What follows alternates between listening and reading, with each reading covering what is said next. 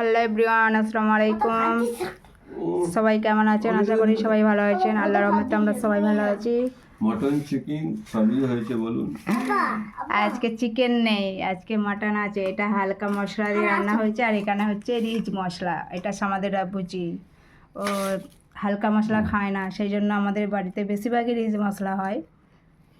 আর এটা হচ্ছে মূলো শাক ভাজা, এখানে পেঁয়াজ পাতিলেবু রস দিয়ে মাখানো। এই দেখুন সামাদ। সামাদ কি দিয়ে ভাত খাচ্ছে বলে দাও? এটা কি দিয়ে ভাত খাচ্ছে বলে দাও?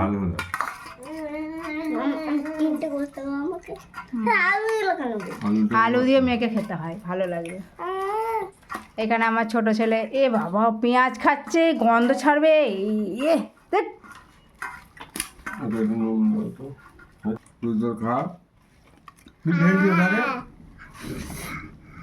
খাও, এখনো মুখে ভাতই তোলেনি। দেখো দোয়াটা বলো, ভালো করে বলতে হয়। না খেয়ে না, খেয়ে না। কয় ঝাল লাগবে?